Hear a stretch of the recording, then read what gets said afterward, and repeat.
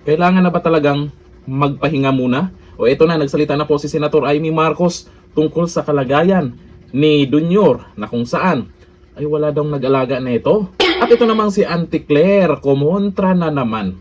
Lumalala na ba ang sakit ng ating Pangulo? Ano ba talaga ang tunay, ang totoong sakit niya? Yan po ang katanungan ng mga netizens. Ito, panoorin po natin si Senator Amy Marcos na kung saan ay naglabas lang naman siya ng concern o pagmamahal sa kanyang ading. Yun nga lang, di na niya alam kung ano nang nangyayari sa Malacanang. Ito ang video. Ayun, nagkasakit na nga si Bongbong, pambihira talaga. Wala kasing nag-aalaga sa kanya.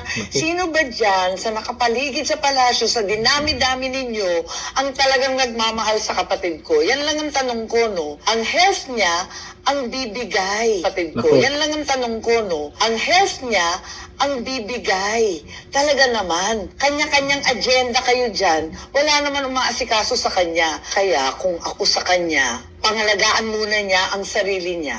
Magpalakas siya. Ayan, talikuran na niya. Lahat ng nakapaligid dyan sa palasyo, panggulo lang yan. Wala sa kanila ang talagang nagmamahal sa kanya. At ayan. Yung sinasabi niyang talikuran na niya dyan sa palasyo, ano kayang ibig sabihin ni Senator Amy Marcos dito?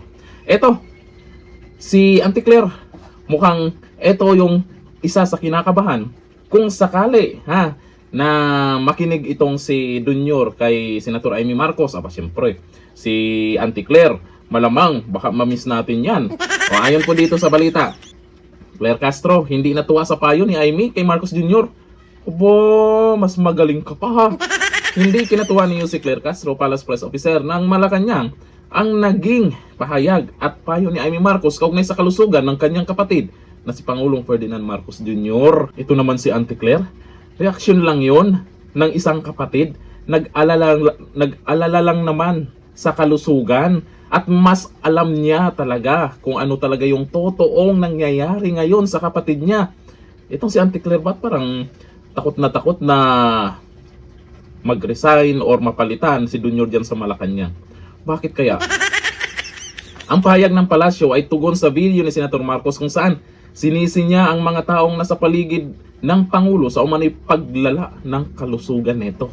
Nako, ay sana kung hindi kaya, meron naman tayong Vice President para hindi mapabayaan yung trabaho para sa ikakabuti ng Pilipinas. Siyempre, yung mga nakapaligid sa kanya, kay Junior, dyan sa palasyo, hindi papayag yan. Lalo na yung mga buhaya, hindi papayag yan. Pag mapalitan or mag-resign man at kung anumang magiging desisyon, kung makinig man itong si Junior sa kanyang manang, matatandaang na ospital ang 68 anyos na si Marcos Jr. noong January 21 at na-diagnose ng diverticulitis. Yun daw diverticulitis o pamamaga ng maliliit na bulsa sa kolon. Nilinaw naman ng Pangulo na wala umanong dapat ipag-alala sa kanyang kalusugan. Kahit sinasabi kasi ng Pangulo na gano'n, walang ipag-alala. Natural sasabihin po yun bilang Pangulo, di ba? Para naman walang mag-alala daw. May nag-alala pa talaga? Pero naman, marami namang nag-alala dyan. Lalo si Auntie Claire, nag-alala yan. Siyempre, hindi naman pwedeng sabihin na hindi na niya kayang magtrabaho, malala na yung sakit. Hindi naman pwedeng sabihin ng isang Pangulo yan kasi meron siyang dapat gampanan. Kasi kung yan yung nangyayari na hindi na niya kaya yung trabaho niya, dapat ipasa muna doon sa kayang-kaya gawin yung trabaho niya. Ganun lang naman yun. Pero sana, itong si Junior ay makinig din dito kay Senator Amy Marcos. Yan na nga yung inaalala. Ito namang si Auntie Claire, kontra ka agad. Nag-alala lang naman yung manang. Di ba? Ayon dito sa mga nag-comment, sabi ni Edgar Valdez Hangco, mag-resign na lang.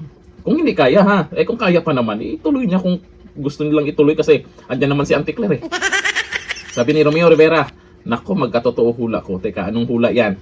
Anong klase na namang hula yan? Daming lumalabas na hula ngayon. Kahit yung hula ng isang foreigner, halos isa sa hula ng mga manghuhula sa atin dito sa Pinas. Sabi ni Rizaila San Victores, mag-resign na sana siya.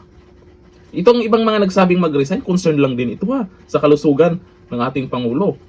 Sabi ni Miabik Bernardo, dapat ang advice ni Senator Amy sa kapatid niyang si PBBM, bumaba na sa pwesto dahil hindi niya talaga kaya pagiging presidente. Sa totoo lang, Itong video na lumabas ngayon, video ni Senator Amy Marcos, parang gano'n na rin yung ibig niyang sabihin. Hindi naman direktang sinasabi ni Amy Marcos na mag-resign, pero parang gano'n na rin yung sinasabi niya. Sabi ni Margareta Boone, Amy, kung mahal mo ang kapatid mo, payuhan mo siyang bumaba na para magpagamot at magpahinga. Concern po yan, yung mga nag-comment ng ganyan ha. Concern po sa ating Pangulo yan. Eto namang si Auntie Claire, parang may kinakatakutan. Hanggang dito lang, thank you. Bye-bye.